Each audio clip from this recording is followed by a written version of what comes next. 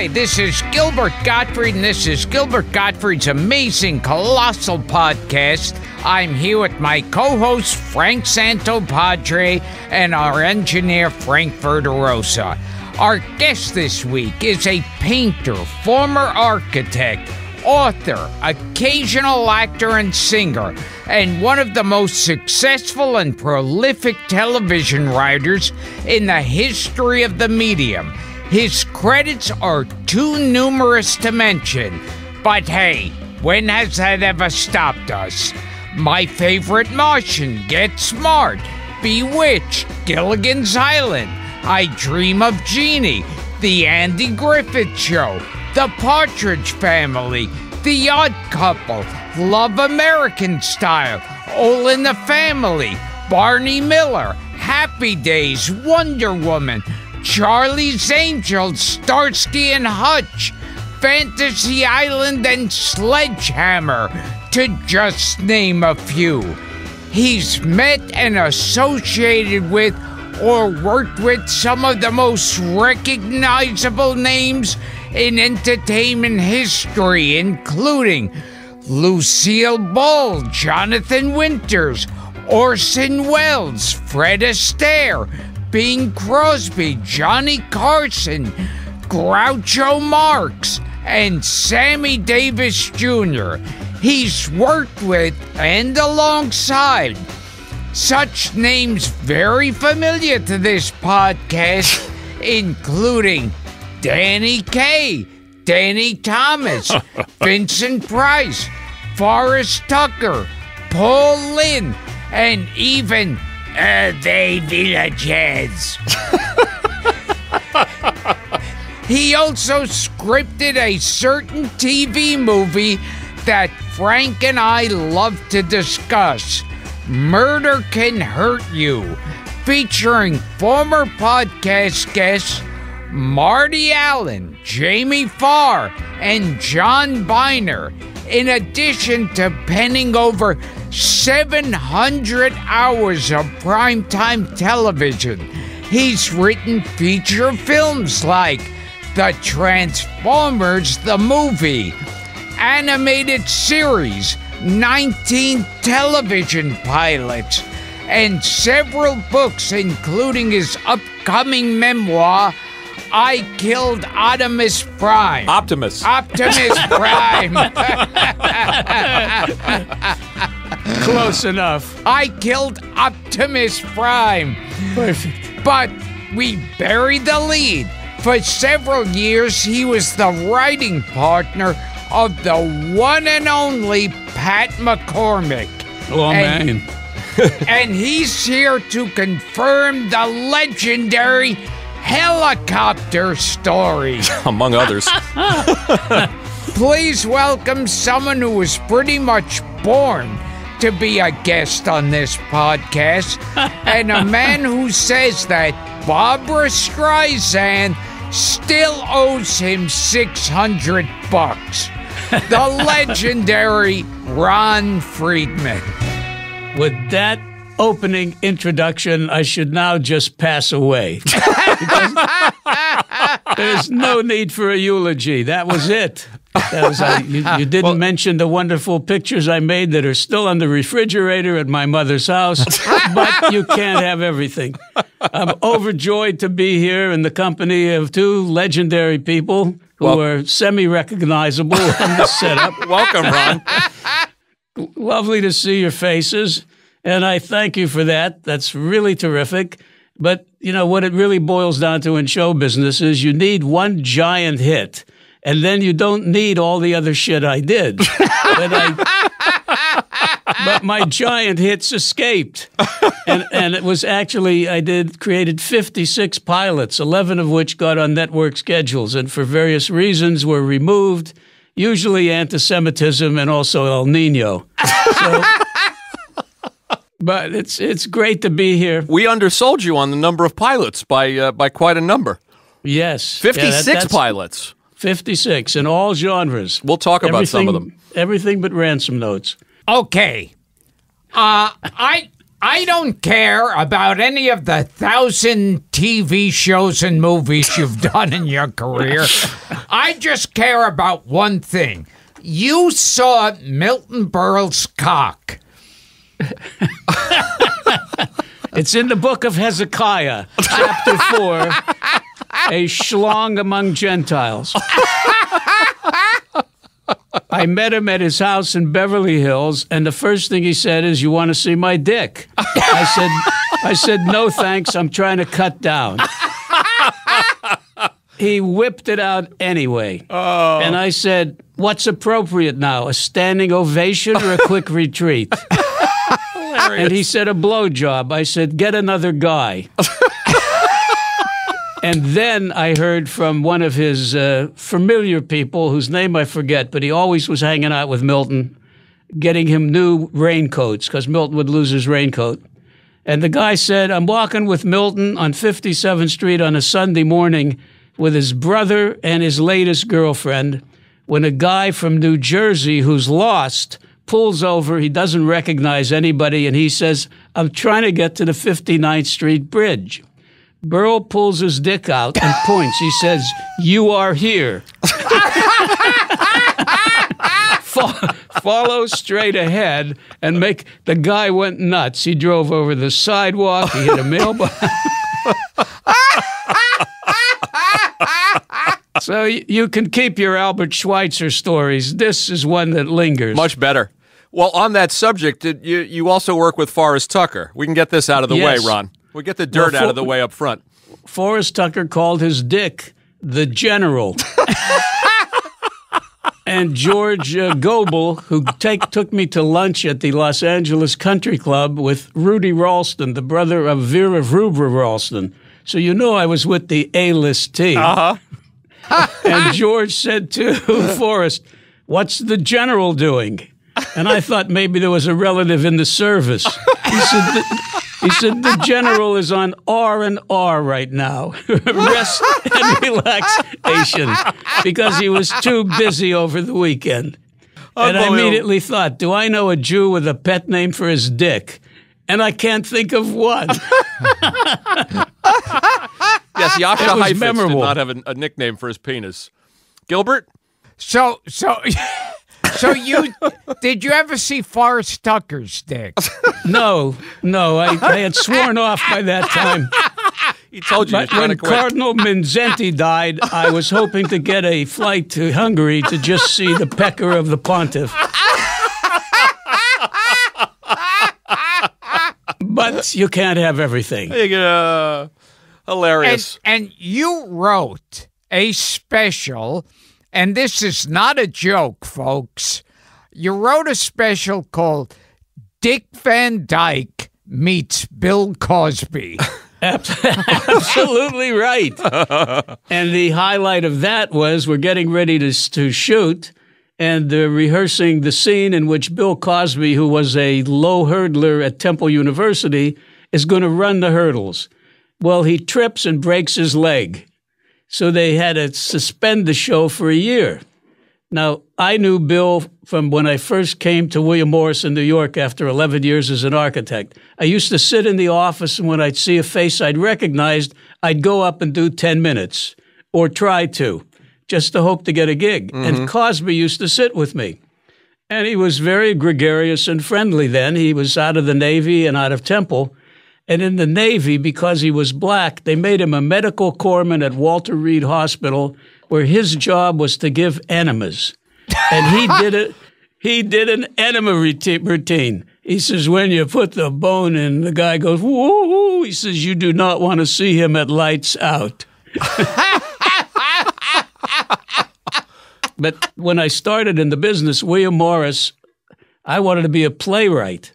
And when I got William Morris to sign me, and I'll tell you about that in a minute, I had plays, and somebody gave a play of mine to the actor studio guys. What the hell's his name? I'll think of it. Lee Strasberg? Lee Strasberg.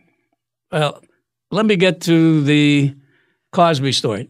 First, what William Morris did in those days is beginning writers were assigned to black comics because nobody wanted to write for black comics. I was very happy to do that. because I always had a lot of black friends. I was unusual. In my high school yearbook, every black kid signed it and said, "You're great because you have no prejudice." And when I was elected president of my senior class, the local fraternities that expected to put their guy in didn't know why it happened. And my black friend says, "He's the only one that talks to us." So they elected me. But anyway, I worked for Timmy Rogers. Timmy Rogers. Oh, yeah. Oh, no. Great guy. I worked with Nipsey Russell and Dick Gregory and Godfrey Cambridge. Love them all. Flip Wilson. Yeah, all great. Wonderful. So I really welcomed that opportunity. The problem was they never got to work the better places. Right. And if they ever got to work an Ed Sullivan show, it was really unusual. They'd stop traffic on the street and they'd say, "Guess who's on Ed Sullivan tonight? Somebody who's not exactly white." It was a different era, but I didn't mean to get into that. That's for when I'm running for office. Yeah, Timmy Rogers. Yep. He would, after each one of his punchlines, he'd pop his eyes out and go, "Oh, yeah." That's right. Or he'd shake his head and go, "Oh, yeah. Oh, no." And he also wrote that great fan favorite, Fla Jalapa. I met my baby in Florida. We went in Pennsylvania, Fla Jalapa, Florida, Louisiana, Pennsylvania. I did an album for him, If I Were President, for Mercury Smash Records, and Quincy Jones produced it. Wow. And in it was a bunch of sketches, Ruby Dee, Ossie Davis, a guy named Hal Cromer, who was Stumpy of Stumpin' Stumpy in Harlem. Sure. Right. He was the first black act to do White Carbons. Sammy Davis stole that and got credit for it. It was a very funny album, and but what happened was all the southern radio stations say they won't play it, and if anybody does play it, they'll boycott it. So it never saw the light of day. Now, Stumpin' Stumpy, Yeah, I think were like the Black Martin and Lewis. they were, and they were funny, definitely funny. But in those days, even if you were funny and you weren't Lily White, you were not acceptable. Yeah, because one was nice looking and a singer, and the other one would make goofy faces. Yeah, and he'd also do kind of acrobatic things, throwing himself around the stage like a rubber ball. And he did impressions too. I'm just thinking about the era in which white and black were completely stratified. Mm-hmm. And one of my good friends was Wally Amos, who was the first guy to bring in black artists like Sam Cooke and a few others. And he was the breakthrough guy that broke the color barrier by representing these acts. It was an interesting time to be there, and you saw it firsthand, the racism I did. aimed at these artists. They couldn't work certain clubs. They couldn't stay in the hotels. Exactly. And to Jack Benny's credit, Rochester had to stay where he stayed or he wouldn't do the show. And that was Sinatra with Sammy. Mm-hmm. And when I was an architect in Pittsburgh, my first partner was a black guy. We were in school together, so we formed a partnership. No white contractor would bid on our jobs. And sometimes people pulled down the scaffolding just to teach us a lesson. Terrible. Yep. But I'll take that over Poland in 1939. Was there a dangling Sammy story? It's not a Sammy story, a Cosby story that you were starting to tell before? No, it was just that he broke his leg doing what he was famous for, had a scholarship for doing, and had to wait. And then I saw him years afterwards, and he was no longer friendly. Yeah, the timing of discussing him is interesting as he's being sentenced as we're recording this episode. And at any time when you were doing that special, did you find Dick Van Dyke unconscious in Sammy's dressing room? Never. You mean in Cosby's dressing room? Cosby's dressing room. No, but it's like they had nothing to say to each other. And although Dick was always absolutely lovely, I know you've spoken to Dick. Yeah, we had him 50 here times.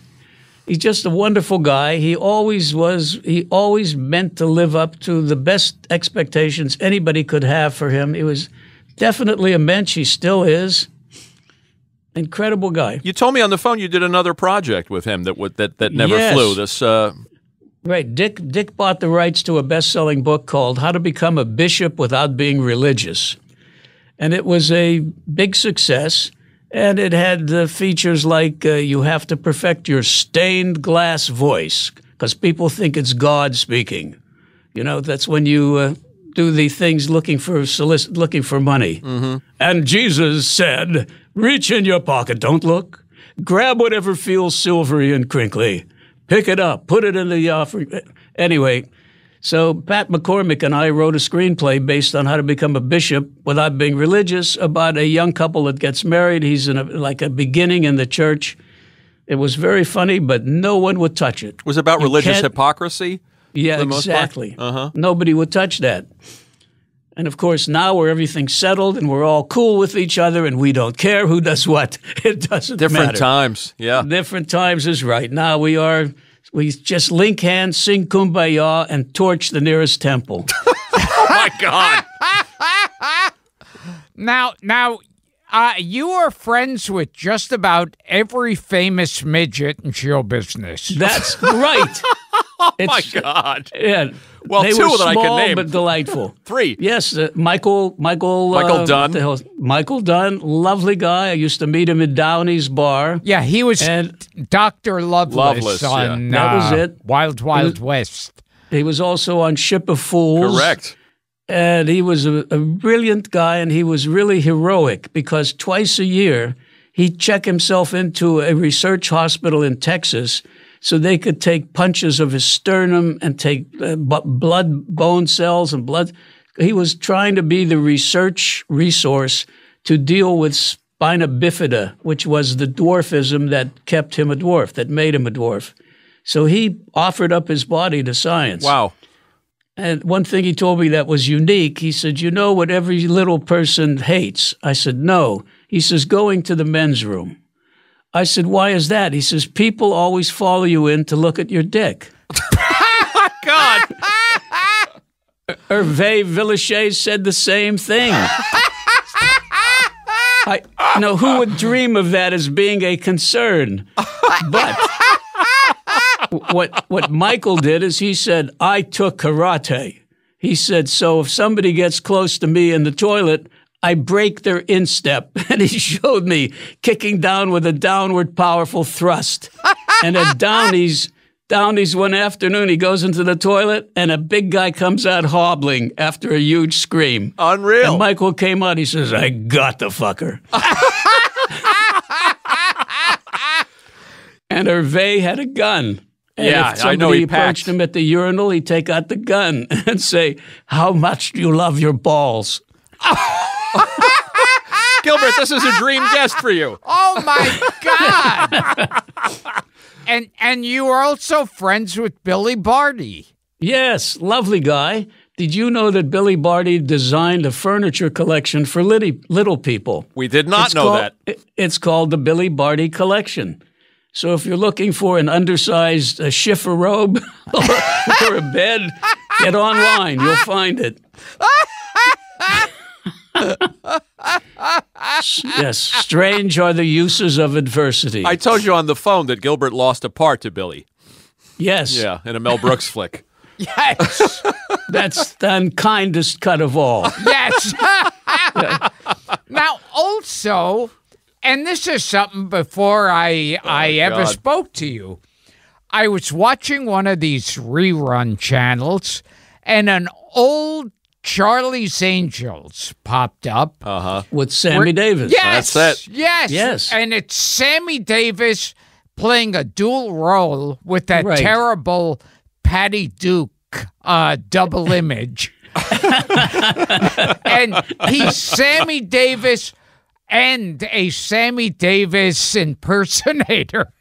Yes, a guy who was a successful car dealer, as I remember, who hated to be mistaken for some actor because you know what actors are like. Yes. Anyway, Aaron Spelling introduced me to Sammy, and Sammy says, I'm supposed to do Charlie's Angels. Write me something. So I said, what about this? He said, yeah, I'll do that. And I wrote a spin-off of Starsky and Hutch called Huggy Bear and the Turkey for Antonio Fargas, who played Huggy Bear.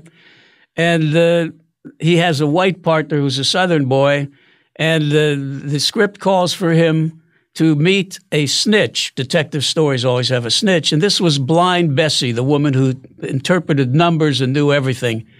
And the setup was she doesn't like white people. So I said, well, Huggy Bear is going to tell his partner to pretend to be black because she's blind and she'll never know. So Aaron says, well, how are you going to do that? I said, well, the magic sentence is, when do the new Cadillacs come in? And I asked Sammy, is that offensive? He says, no, baby, that's cool. Let's go with that. Why did the Huggy Bear spinoff not fly, Ron, do you think? I know, because it was all set up to roll. It was on the schedule, and then suddenly I get a call. We decided we're going to go with another partner for Huggy, and he ended up being the captain of the Love Boat. And then it ended up with, maybe Huggy isn't right. Maybe we'll, and then they just pulled it. So years later, I asked Aaron, why did they pull it? And he says, oh, baby, ABC did not want Good Luck to marry Joseph Stalin's daughter, Svetlana Stalina. Wow. How about that for a father-in-law? What's he doing now? Murdering Ukrainians. He's on 582,000. As soon as he gets to 650, we're having dinner. So anyway, I'm invited there, and I'm really honored. I can't believe it. But when I get there, it's late in the year, and the person that met me at the airport was wearing Renaissance brocade, velvet pants with a big feather in a cap, a velvet tam, and buckle shoes. And he said, the master likes a little Boccherini and Renaissance music of a Sunday. And it was a blistering hot day. Gila monsters are vomiting.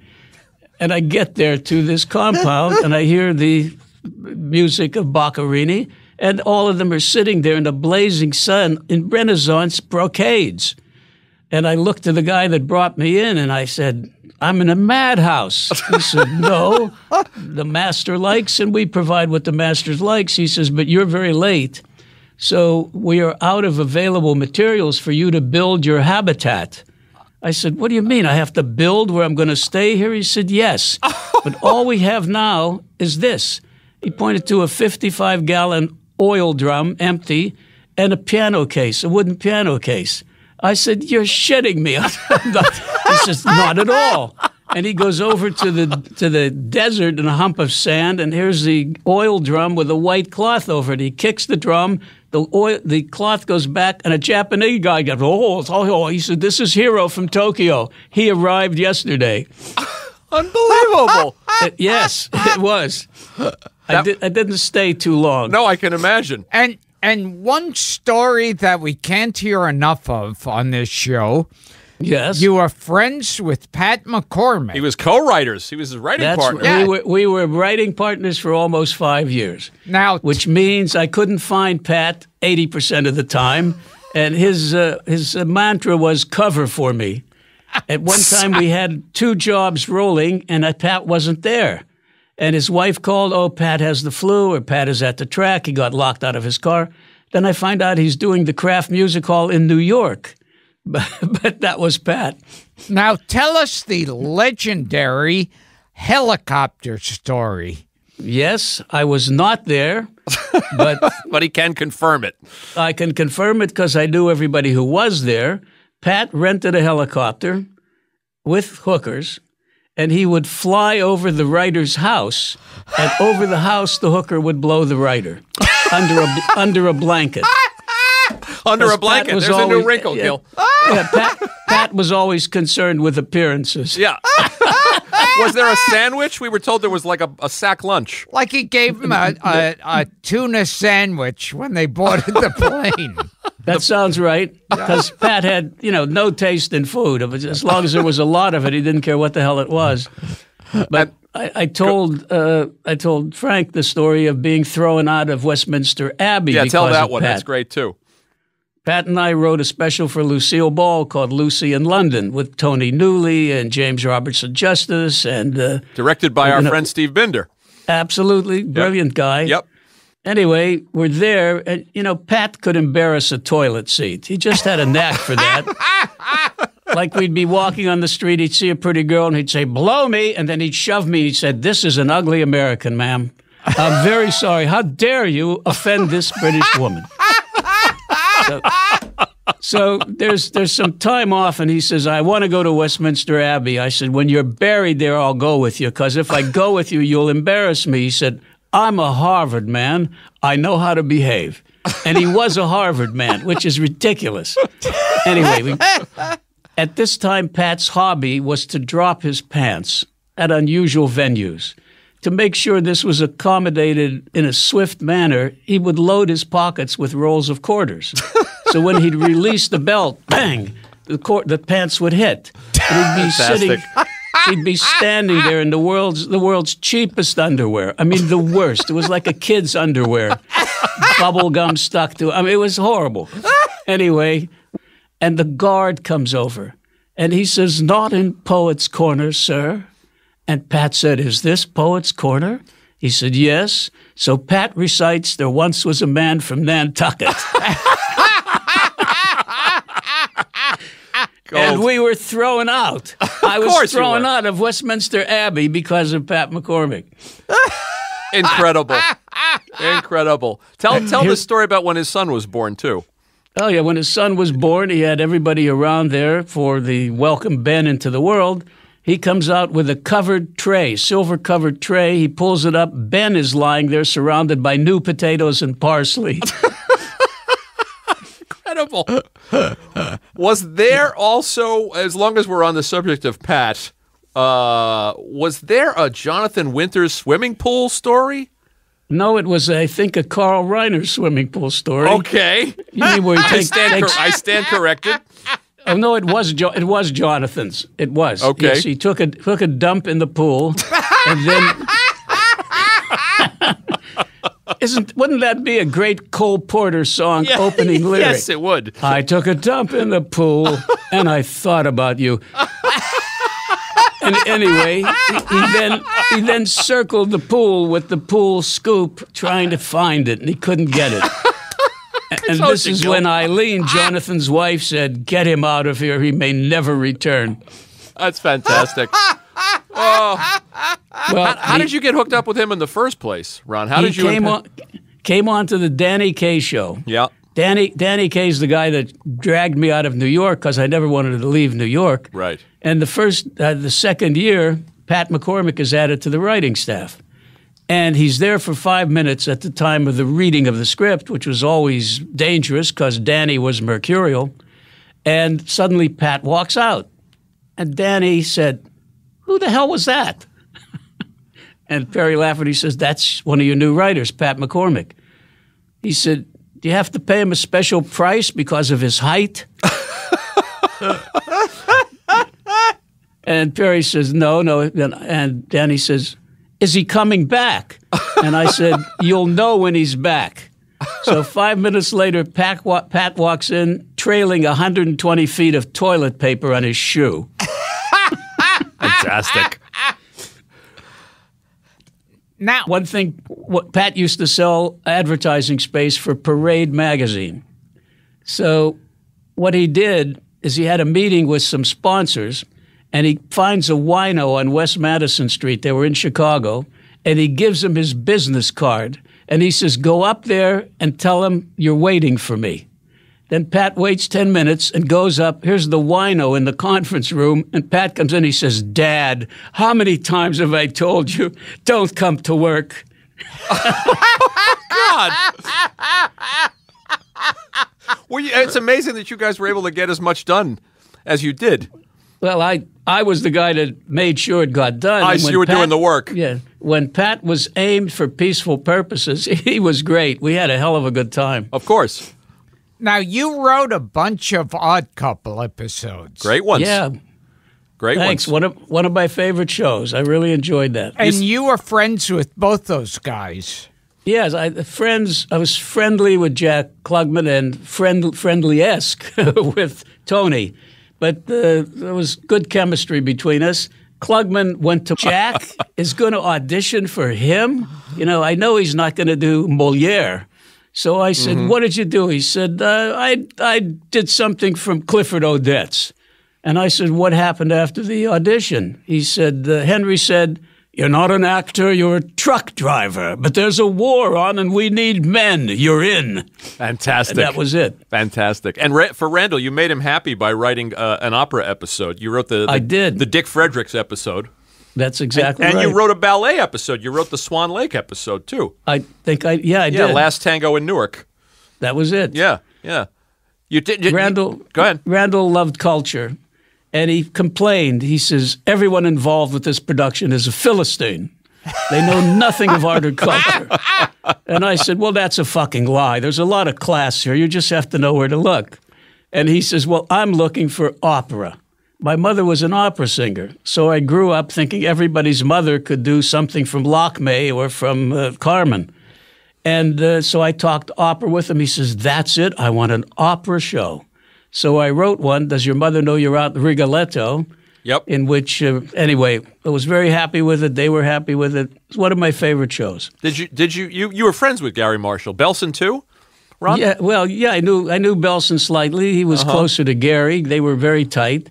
And Gary was very friendly and wonderful to work with and good to people.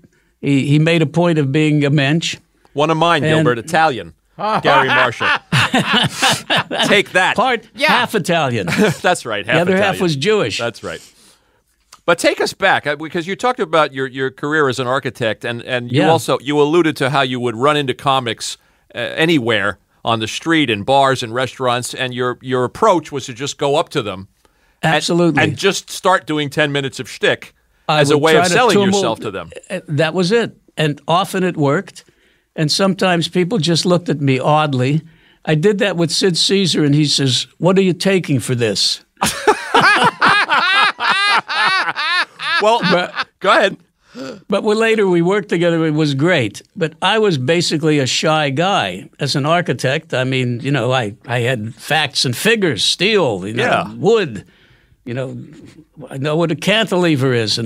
But as a comic, there's no credentials responsible. No credentials. If you can make somebody laugh, you have a shot. Well, why did you make that decision, and how did your family handle that decision, that you were suddenly going to change direction and go into show business? It's like every parent's dream. What do you want to be? I think I'll be a florist or an actor.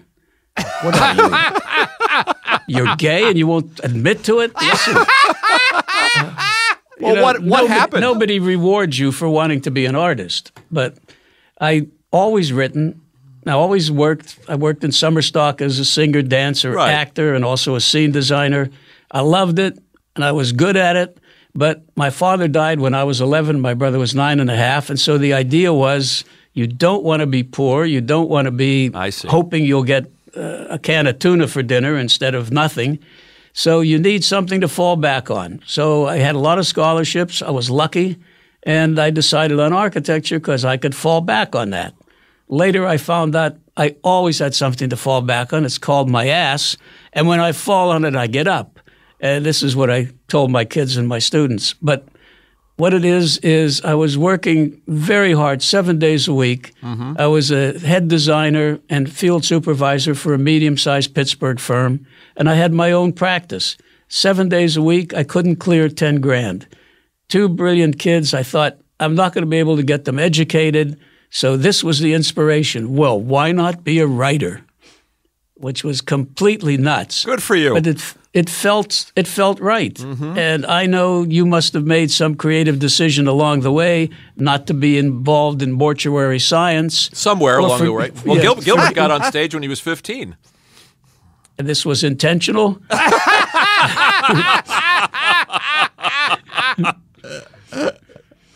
Well, I guess so. But go ahead.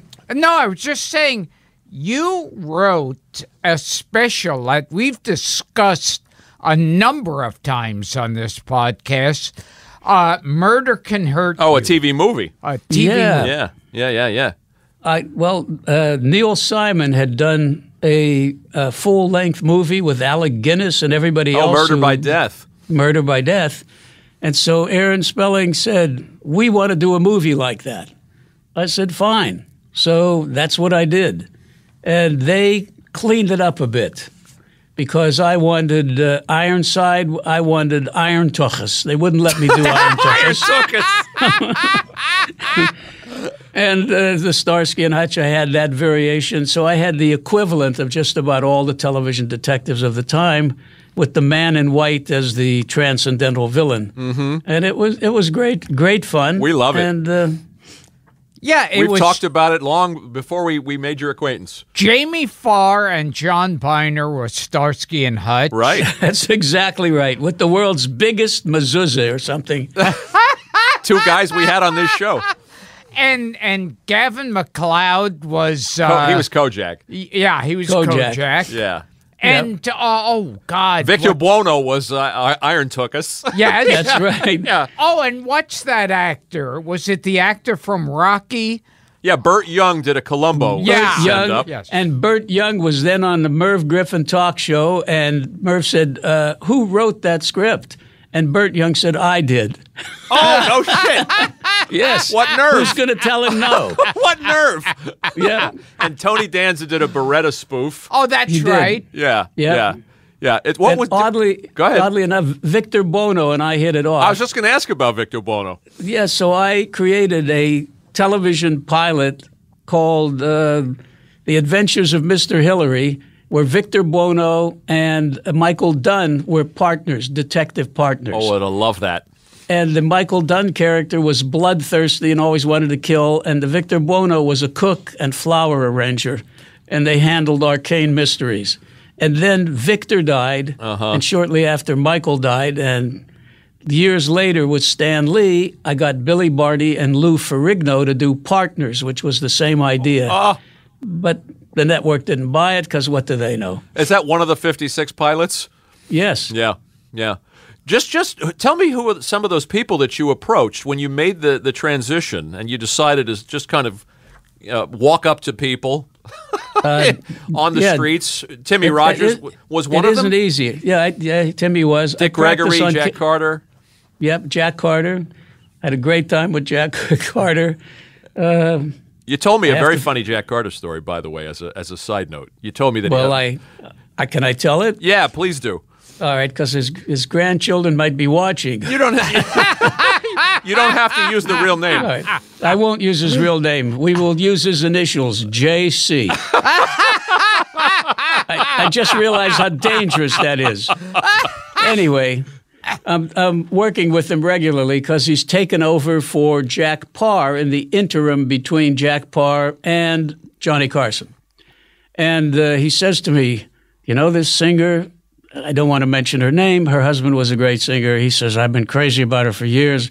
He said, we've been trying to get together. Every time we try to get together, she's married, I'm married, they're divorced. He said, now we're both free and we're available, and I'm going to see her tonight.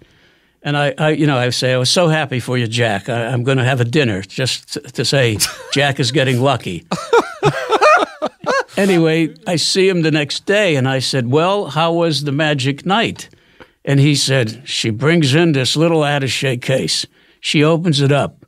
They're all kind of battery things and drills and things you shove up your ass and plug in. He said, they're things you put on your nipples and it gives you a zets. He said, so I'm looking at this stuff, and she approaches me with a mix master. And I said, call me when there's a power failure.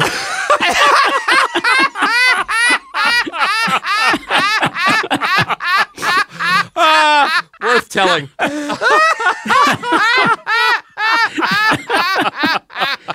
He knew how to put romance into a relationship. I got to send you something. We'll send you a Shit Jack Carter Says, which you'll love, from our friend Cliff Nesteroff. But who were some of the other people in the clubs? Joey Ross, you mentioned? I mentioned Joey Ross, and I'm writing a Car 54, Where Are You? And I'm sitting with Nat Hiken when Joey comes in, and Nat says, wait a minute. And he says to me, this guy marries hookers all the time. He just married a new one about 3 months ago, and I heard he got a divorce. Hey, Joey, come in. I hear you got a divorce. He says, yeah. He said, but it was a bargain. He says, I figured out. I fucked her 178 times. He says, I was getting screwed for about a third of her rate.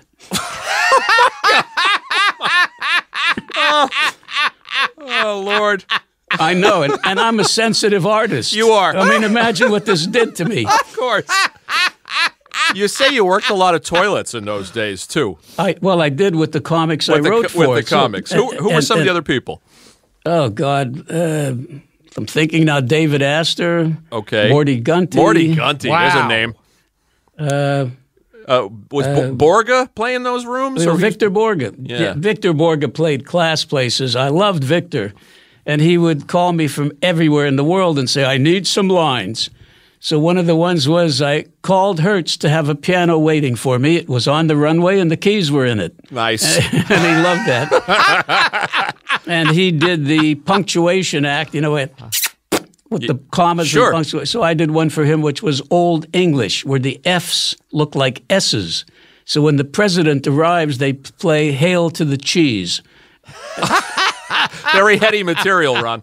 Well, listen, Smart Victor stuff. Victor was great. When I got to know him better, I said, did you speak English when you came here? He says, no. He says, I was in a Danish Siemens hotel, very nice. He said, on Times Square, and he said there was a movie theater there for a dime. You could watch movies all day.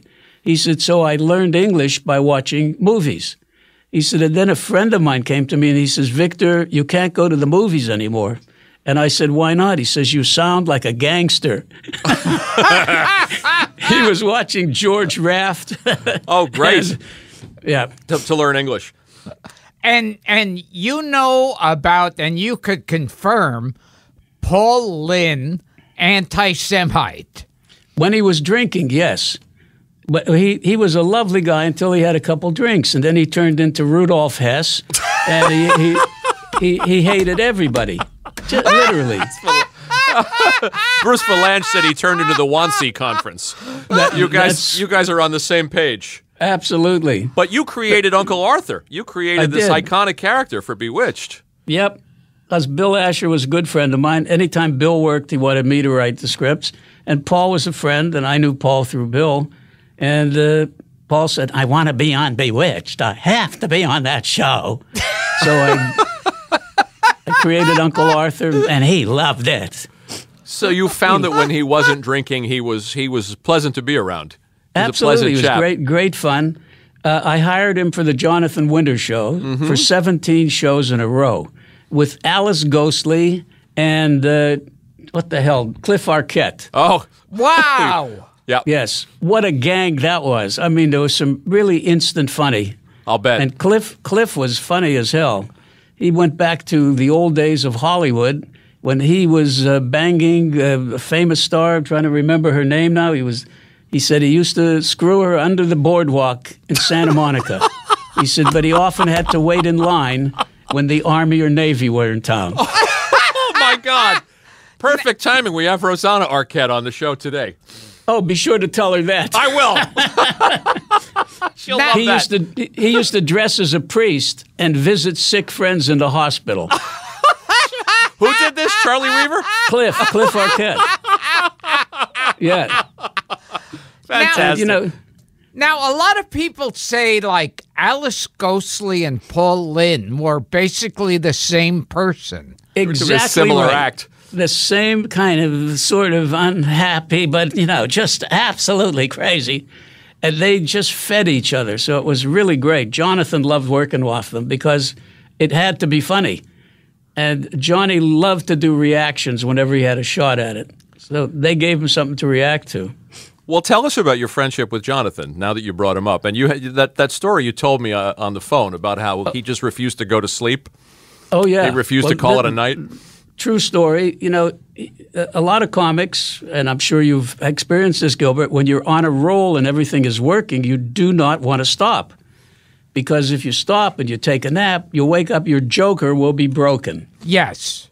And that was true of Jonathan. So he's working the Hungry Eye in San Francisco, and he's done 3 shows, and everybody's loving the last show. And Johnny said, let's go to the Buena Vista for Irish coffee. He wouldn't pay, but everybody followed him there, and he continued to do his act all night. He just, improvising. The dawn comes, so he goes to the Balclutha, which is the sailing ship at anchor in San Francisco Bay.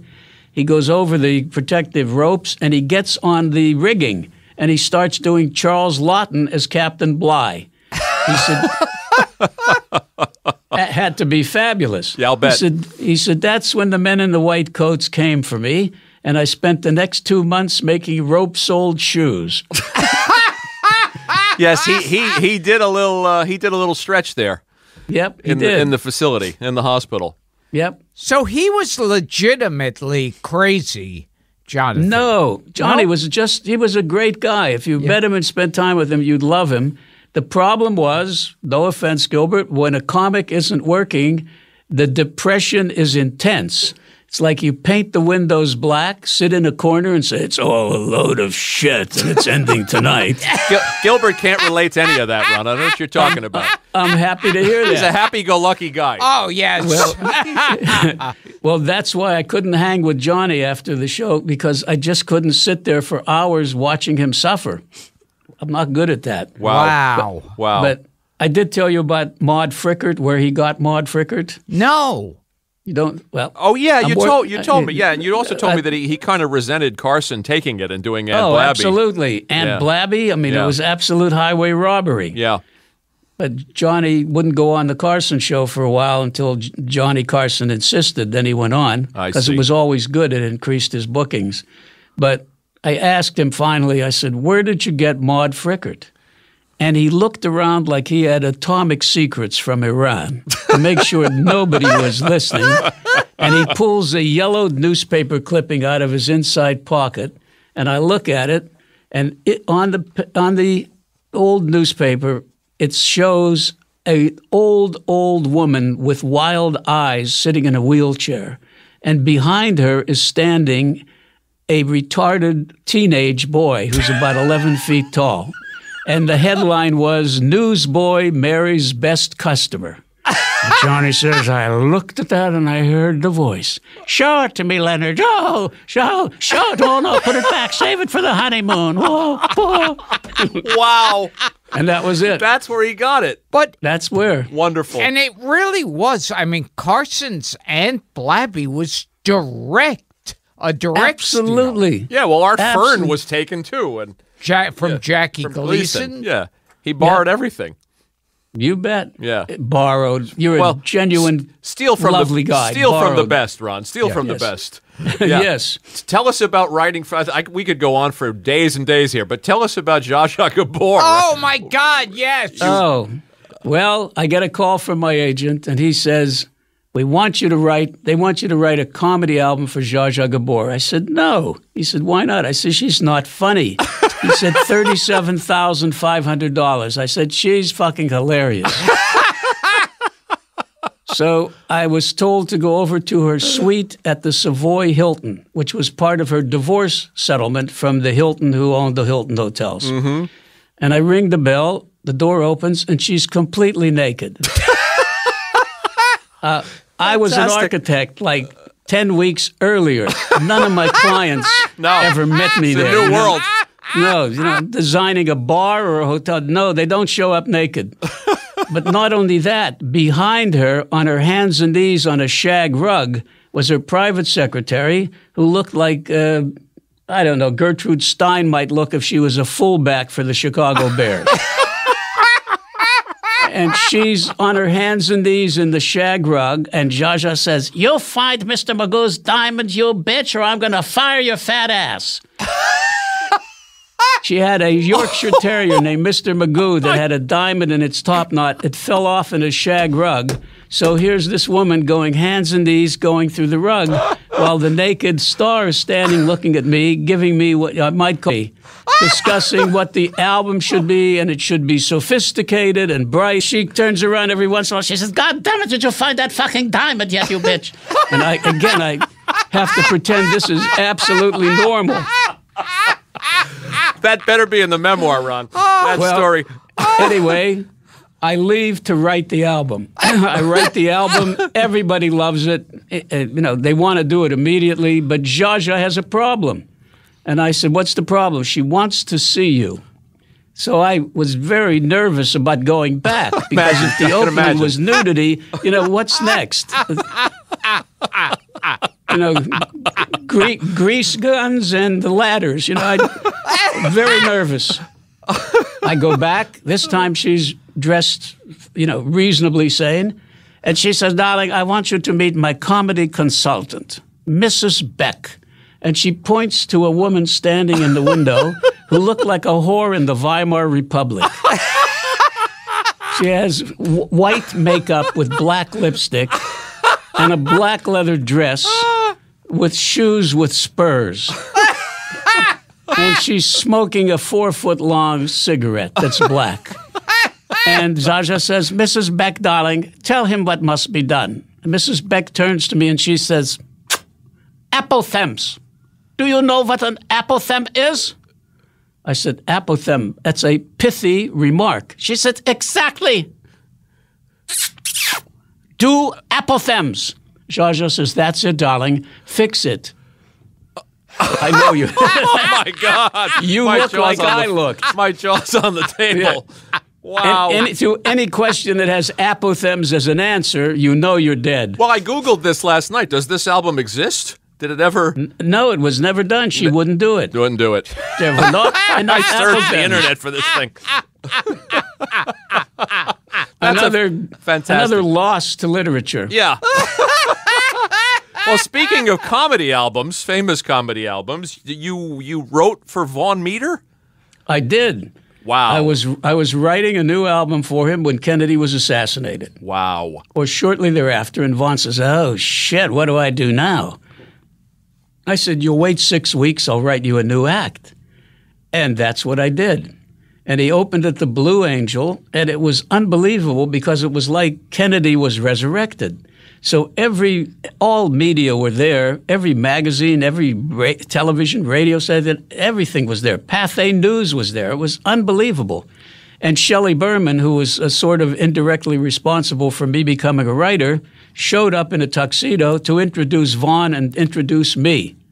And Vaughn did the act and got great response, but the reviews were all the same. Mr. Meader is an indifferent performer, but the material was brilliant. And Danny Kaye was in the audience, and he says, you're coming to California. And I said, under no circumstances. But you went. I went. Yeah.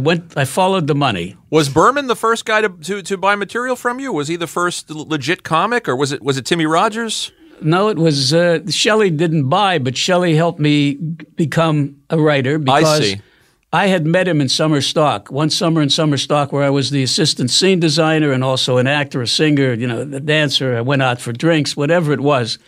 And so Shelley was appearing at the Vogue Terrace in Pittsburgh, which for Pittsburgh was a classy club. They had toilets for ladies. It was very classy. It was, Cafe Society, Nescafe Society. So I called the Vogue Terrace and I got Shelley and I convinced him he remembered me. And I said, I can write for you. He says, no, schmuck, you can't write for me. I said, well, let me try. What's the big deal? He says, all right, here's my address. Send me something. 6 weeks later, he calls me and he says, schmuck, you can do this shit. Come to New York. I'll get you an agent. I'm on the Perry Como show. I'll see you there. So I made arrangements with my office. I fly to New York. I go to the Como show. I walk in and Shelley's there. And I say, Shelley, I'm Ron Friedman. He says, I'm having a nervous breakdown. I'm going to Jamaica. I can't talk to you. I said, I came in from Pittsburgh. He said, it will be there when you return. So here I am. Wow. However, my good luck was that my fraternity brother, Gary Smith, was the scene designer for the Como show. And he said, did you bring any material? I said, yeah, I brought all of this. He said, let me give it to the head writer, Goodman Ace of Easy Aces, and we'll see what he says. So I sit down, I wait. An hour later, Goodman Ace comes out. He says, come with me. And he takes me into the writer's room. He said, if any of these Jews die, I'll hire you.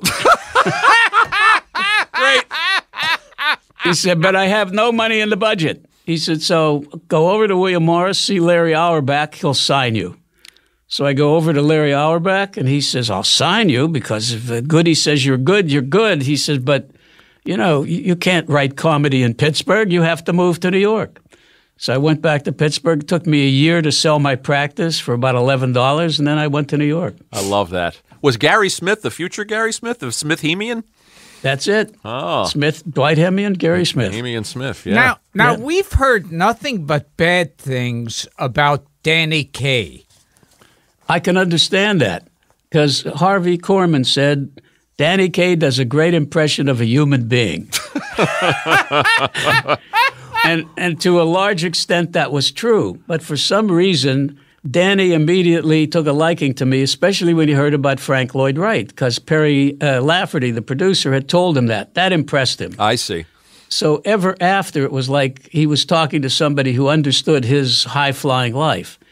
And the guy was brilliant. He was bizarre but brilliant. He was a certified airline pilot. He could fly anything, helicopter, jets, 747, whatever. He could fly it. He was a master Chinese chef. He apprenticed in the restaurant, Johnny Can's restaurant in San Francisco, just like some kid off the boat in China. We'd have to disjoint ducks with 2 hatchets. We watched him do it. Did you know this about him, Gilbert? Did you know he was a pilot, too? No.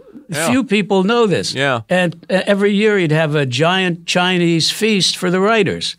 And he'd make it all. It was really unbelievable. He was also a cordon bleu chef. He went to the cordon bleu. He mastered that. He was a great conductor, symphony conductor, couldn't read a note of music. And every symphony that he conducted for said he was their favorite conductor. He just got everything out of them. Well, we had Bernie Kopell and Jamie Farr here, and they weren't wild about him. But Joyce Van Patten was. Yeah, he loved Joyce, and they worked great together. Yeah, they're a great tandem. Yeah. Yeah. And he liked you, apparently. He did, which was shocking. Other people looked with a dismay when he, would smile at me. What do you make of the rumors of Danny Kaye and Olivier? Was that all Hollywood bullshit? Was there anything there? Who wants to know? Gilbert. Yeah, I got to tell you, I doubt it. Yeah? I really doubt it. You do? Yeah. Because Danny was kind of sadistic. He liked to sort of torture women. And you don't give that up for a guy. Oh, my God.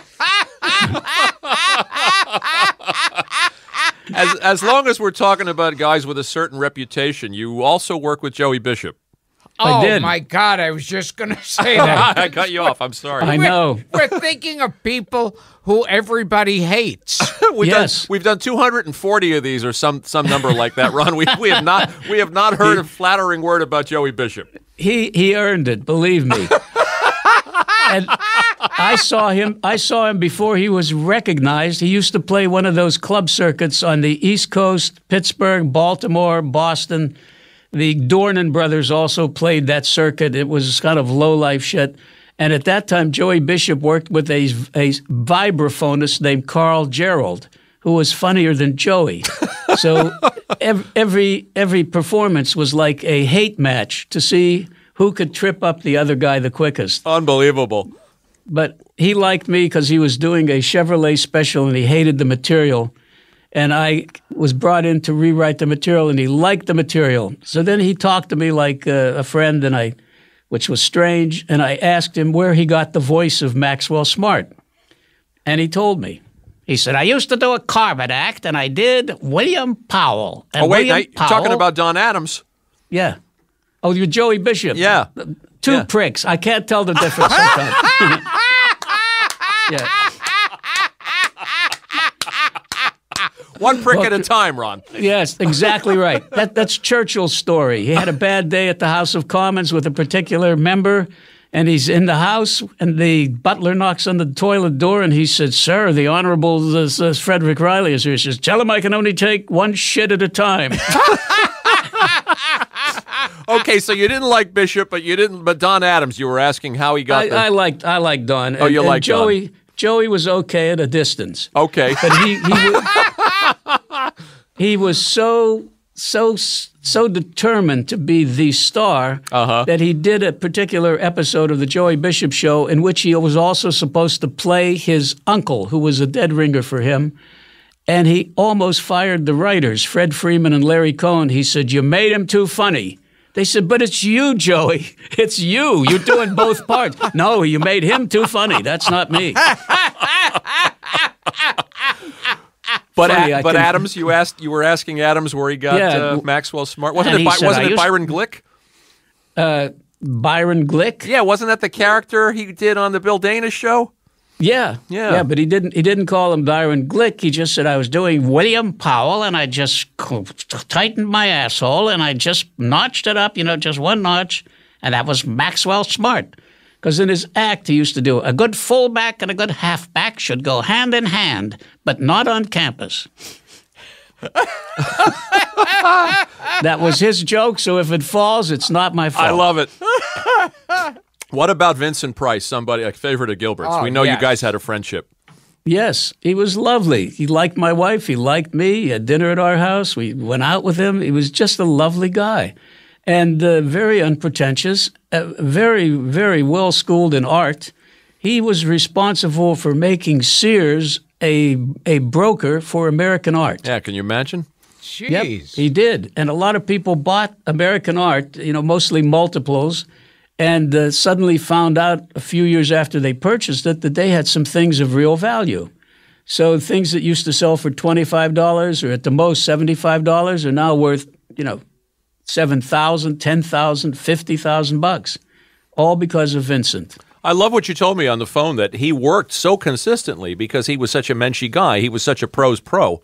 And people loved having him around. They loved having him on sets. And they did, because he was just joyful to be with. He was always friendly and open. Everybody was somebody worth talking to as far as he was concerned. And when I was producing shows and I'd have somebody acting up, I'd take them into the office and I'd say, how long do you want to do this? And they'd say, what do you mean? I said, how long do you want to be an actor? How long do you want to be all my life? I said, well, then you better stop doing what you're doing or you're done. The minute you get a little older, they'll get somebody nice who's as old as you are, and you'll never work again.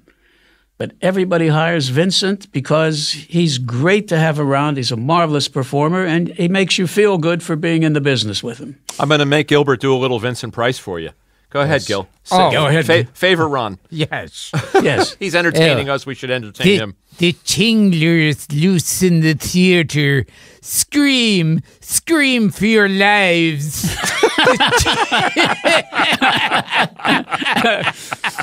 And Gilbert met him, too. Yeah, I met him twice. Very And sweet he was lovely, guy. I bet. Yeah. Yeah, terrific guy. Yeah, tell him what he said when you reminded him where you met. Oh, I had met him on the Thick of the Night. That was Alan Thicke's talk show. And I said, I don't know if you remember me, but we met on Thick of the Night. And he said, oh, yes, that was a terrible show.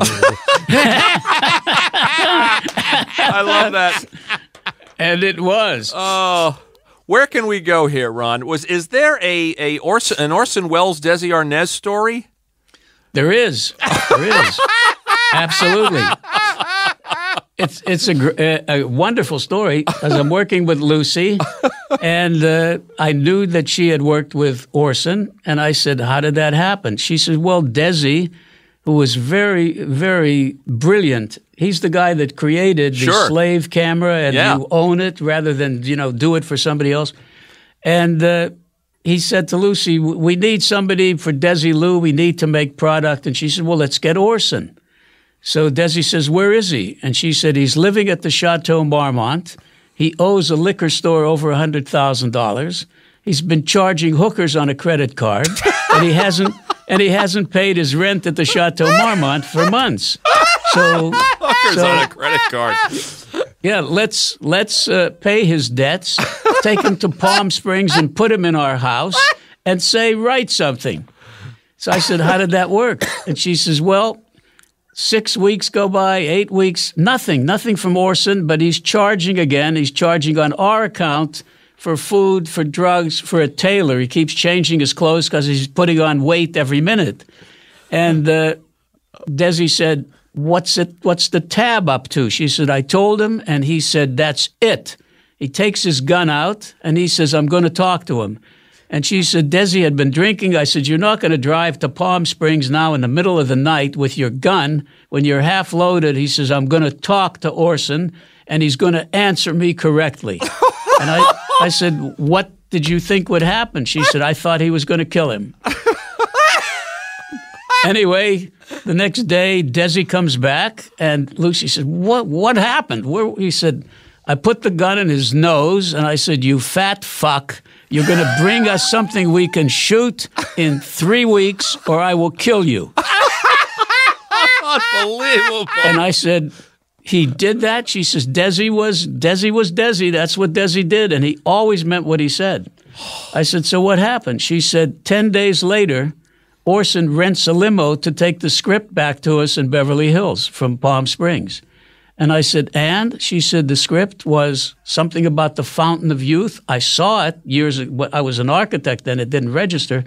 But it won the Peabody, the Sylvania. It won all kind of awards. It was he broke the fourth wall where the narrator moves in with the it was just brilliant. How about that? And I said, that's wonderful. What happened? She said, well, then Desi said, all right, let's do the rest of them. And Orson says, what rest? He says, I can't think of another thing. Oh, wow. So he pulled a gun on Orson Welles in the middle of the night. Well, the words, I'll kill you, you fat fuck, have a way of transcending they do. all kind of situations. So Desi carried a piece. Hervé Villechaize carried a piece. You told me on the phone that Danny Thomas showed you his gun. Absolutely. He showed everybody his gun. Wow. Yep. Now, did you hear any other stories about Danny Thomas? No. Having to do with glass coffee tables. No, with what? I can't believe he's going there. Glass coffee tables. I'd rather not say.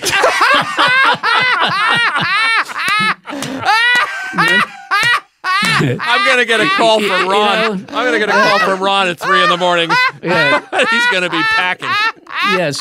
I'd just like to put in this word for consideration, delicacy. There's a time for delicacy.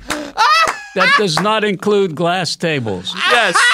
And as far as I'm concerned, not having been there, fortunately, I can't validate it. We'll leave it at that, Ron. Oh. Yes. But you could tell Gilbert the Pat McCormick Carol Wayne story, which is also wonderful. It is unbelievable. And if you don't know Pat, you think it's complete nonsense. But he's doing a round the world kind of tour with Carol Wayne, and they're in Saudi Arabia or one of those countries where they prefer camels to people. And he's in the waiting room of one of the major airlines when a sheikh comes up to him and says, my master would like to buy her. What's the price? And Pat, of course, always willing to negotiate, said something like, well, 30,000 camels. I'd like 10,000 racehorses, a couple of Italian sports cars, and, $500,000 mad money. And he goes, but it's a big list, laughing like hell. An hour later, the guy comes back and he says, you have struck a bargain. We're not going to give you all that livestock because you know that is not, we really can't use that where you are in California. He said, but we'll make a cash settlement on that. And he offers him money and a check and it's something else. And he says, now turn her over. And Carol Wayne says, what do you mean turn me over? I'm not on sale. So the airline had to call the American charge d'affaires to come there to make sure that Pat and Carol could leave the country. Unreal. Because the emir, the sheikh, prevented the airlines from leaving. No airliner could leave until that had been settled. Oh! Madness. Absolute madness. Well, let me just tell you this quickly. I'm doing Lucy in London with Pat McCormick. We're flying over. Pat's on a new diet. His new diet is a 6-pack of Mexican beer every 4 hours. That was it. The weight's supposed to just drop off. So we're sitting in the airline, and Pat suddenly grabs his chest, his eyes roll back, and he falls over in the aisle.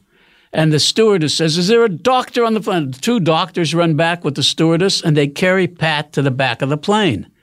I try to go back there, and the steward comes out, and he says, I'm sorry, sir, you may not go back. He's being treated.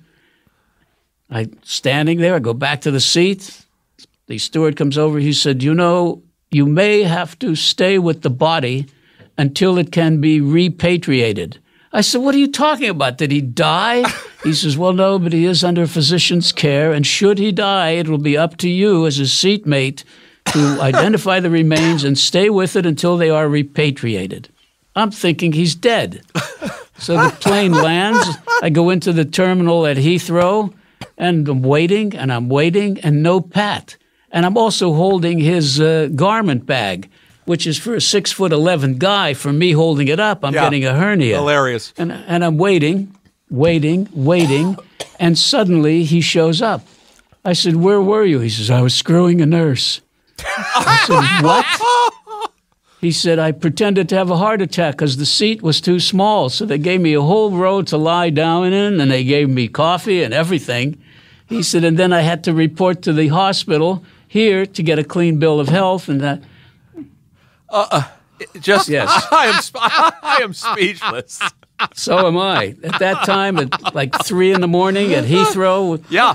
And he's alive. I wanted to kill him. But you guys stopped writing together at a certain point, but you remain friends. Yes. Yeah. Absolutely. Yeah. What a legend. Oh. What a legend. We can't get enough Pat McCormick. I'll tell you why we stopped seeing each other. My wife had a big party, and Pat is invited, and it's late. Everybody's eating, and Pat doesn't show up. There's a ring at the bell, and I go there, and there's a pimp dressed in blue velvet with an enormous floral bouquet in his hat with 3 hookers. He says, "Hi, my name is Gato, and these chiquitas are for Mr. McCormick. Do you mind if we wait in the kitchen? They have had nobody to eat all day." My wife didn't laugh. She's not laughing now. Absolutely not. Get them the hell out of here. So unreal. It's just gold. Well, Ron, I know you wanted to try out some of your or sing some of your Christmas songs for Jewish people.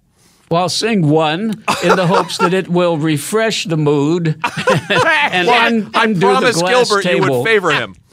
Okay.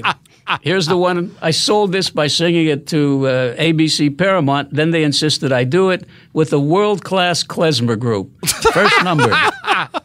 Hark the herald angels sing, nothing good is happening. My son Jake, the licensed plumber, left his wife for a Polish bomber. And my daughter Tammy Florence, graduate from Sarah Lawrence, called us up last week from Rome. She's living with a dyke, she ain't coming home. Please, the angels, don't hark me, leave me alone, I'm suffering. And then many other hits. Do you have an album worth of those? I do. I have a complete album, including O Little Town of Bethlehem, Altoona, Scranton 2. Can we hear another? You got another one in you? If I can remember, Jingle Bells, Minsky sells plumbing fixtures. Hey, give your wife a nice surprise, a toilet or bidet. Hey. And then, what was the other one? We 3 girls from Shaker Heights are planning a Hadassah bazaar. Sari Mintz is a Jewish princess. She sits on her tush like the czar.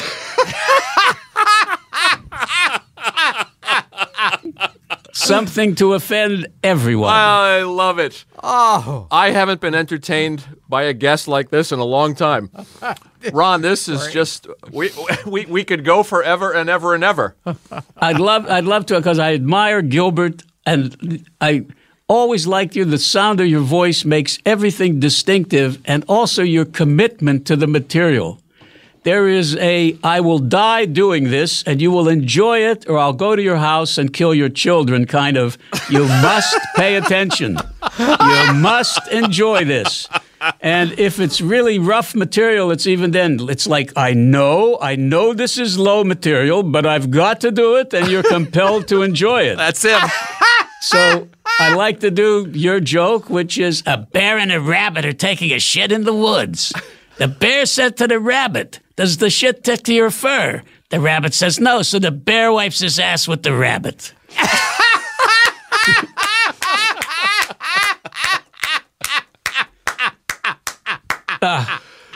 Gold. It's been a mitzvah. What a tribute. Wow. Yeah. Thank you, Ron. What he said to me on the phone is he admires the fact that you've come this far and you haven't been locked up yet. It is a tribute to the inefficiency of the judicial system. But Ron, we got to do this again sometime. I'll be delighted to, anytime. It's a cliche of this show, but we did barely scratch the surface. We didn't get into Leslie Nielsen, Bob Hope, your friend Frank Gorshin. Oh, yeah. Fred Astaire. Right. I'll tell you Fred Astaire quickly. I'm working with him at his house, and I look at the time. I say, Fred, I got to get home. My wife's having a party. He says, I'll walk you to your car. As he's walking me to a car, I hear, Freddie, put on your sweater. Fred was 140 at the time, and I look, and it's his mother. She's so thin you can see the sunset through her head. And she says, if you don't put on your sweater, you'll get the sniffles, and I can't stand you when you have the sniffles. He says, oh, Mom. And then he says to me, she's such a fucking pain in the ass. She says, I heard that, Freddie. I heard that. Didn't you tell him he looked like the Submariner? When you were with him? Of course. Yeah. Of course, he didn't know who the hell it was, so I got him a comic book and showed him. He was flattered. I love that. And you'll tell us your Zero Mostel stories next time.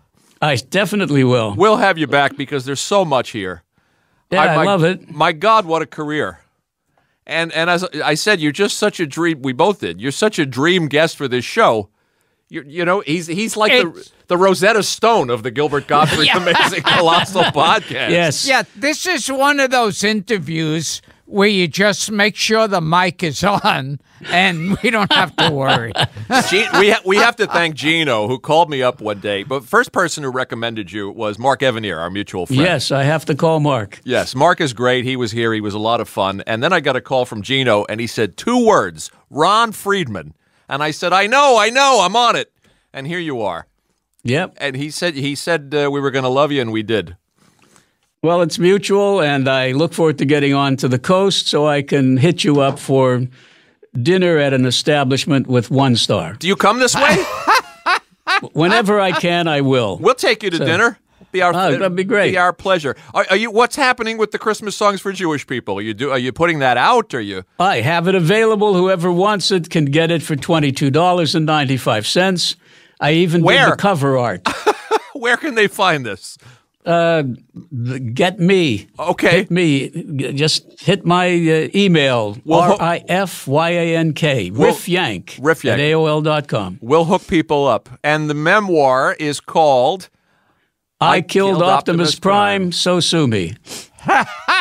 And we didn't even get into this. Man wrote the Roger Corman Fantastic Four movie. Oh, my God. Infamous movie. We didn't get into that. Next time. Next time is right. I'm Gilbert Gottfried. I'm here with my co-host, Frank Santopadre. This has been Gilbert Gottfried's Amazing Colossal Podcast.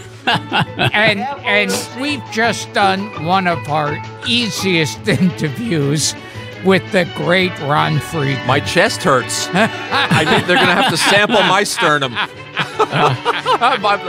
We haven't laughed this much in a long, long time, Ron. Thank you. I'm glad. You're a prince. You, Ron. I enjoy it. Thank you, buddy. Thank you both. Thanks. Just wonderful. Thanks for the nice words about my dad's artwork, too. That meant a lot to me. It's first rate. Thank you, pal. Really, beyond that. Well, you send me yours, and we'll talk again. I will. Terrific. Thank you. Thanks a lot.